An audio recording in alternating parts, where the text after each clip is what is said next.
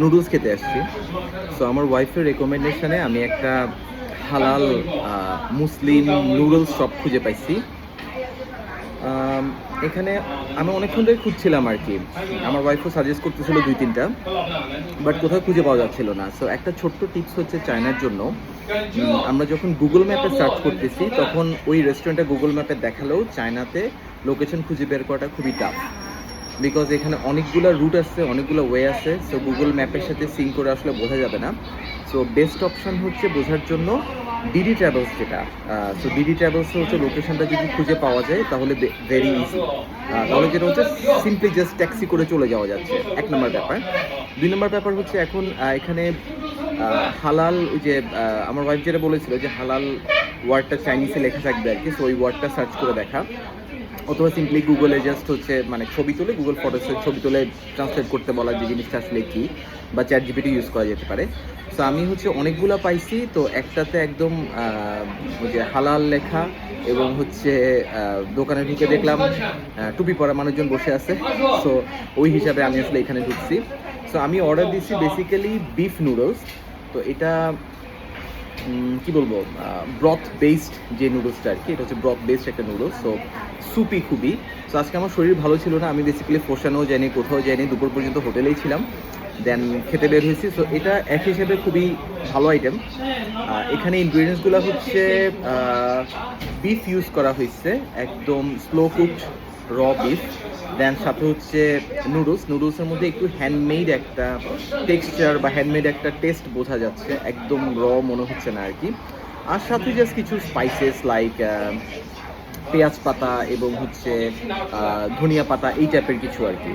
আর এর সাথে থাকে কিছু চিলি সস টাইপের থাকে, সয়া সস থাকে। তো এটা খুবই প্লেন, লাইক এখানে সল্ট ছাড়া আর হচ্ছে কিছু গোলমরিচ বা এই টাইপের কিছু ছাড়া মনে হয় না কিছু দেওয়া হয়েছে। তো খুবই প্লেন, আমাদের দেশের টেস্টের জন্য না, বাট আমার কাছে বেশ ভালো লাগতেছে, কারণ আমি একটু মাইল্ড টাইপের খাবার খাই আর কি।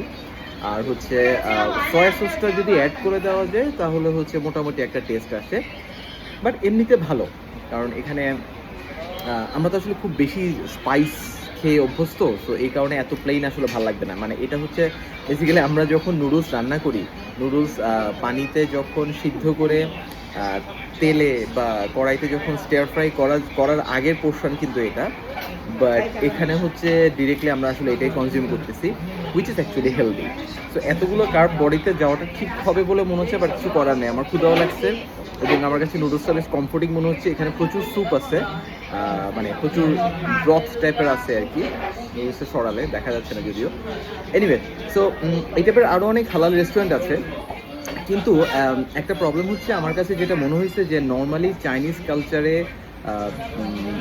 যে পোলাইটনেসটা দেখা যায়, এখানে আবার মুসলিম চাইনিজ কালচারে ওই পোলাইটনেসটা আমি আসলে দেখতে পাচ্ছিলাম না। একটু বিট অফ রাফ মনে হচ্ছিল আমার কাছে, আমি ঠিক জানি না কেন।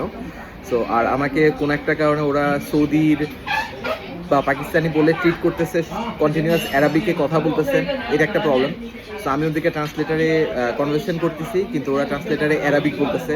তো আমার ট্রান্সলেটার তো চাইনিজে সেট করা, সব কিছু মিলে আসলে ঝামেলা আর কি। পরে বুঝে শুনে বললাম যে চাইনিজে বলার জন্য, দেন হচ্ছে চাইনিজে বলছে, বাট তাও কমিউনিকেশনে প্রচুর প্রবলেম। লাইক নর্মালি কিছু টেকনিক আছে, লাইক প্রাইস জিজ্ঞেস করলে ওরা ক্যালকুলেটারের প্রাইসটা দেখায় দেয়, ওই জিনিসটা ওরা পারতেছে না। মেবি একটা মানে একটু স্ট্রিট ফুড টাইপের একটা ব্যাপার, তো মেবি ওরা এতটা স্মার্ট না। ওর প্রপার কোনো হয়তো মুসলিম চাইনিজ রেস্টুরেন্টে যাওয়ার পর আমি কালচারটা ধরতে পারবো। বাট ইন জেনারেল চাইনিজরা যে টাইপের পোলাইট হয় দেখছি, সো এই স্টোরটাতে এরকম লাগে নাই আর কি। সো আরেকটা ট্রাই করে দেখতে হবে, but the food is actually good. এবং এখানে এই টাইপের প্রচুর রেস্টুরেন্ট আছে যেখানে বাঙালির জন্য আর কি, মানে নুডলস, মাংস, স্যুপ, এই 3টে জিনিস হোপফুলি আসলে পেট ভরে যাবে। So I am gonna try that. আরেকটা জিনিস ট্রাই করবো মেবি, চাইনিজ বার্গার আছে ট্রেডিশনাল, অনেক এনশিয়েন্ট একটা রেসিপি এটা, ওটা ট্রাই করে দেখতে পারি। বাট আগে এটা শেষ করি।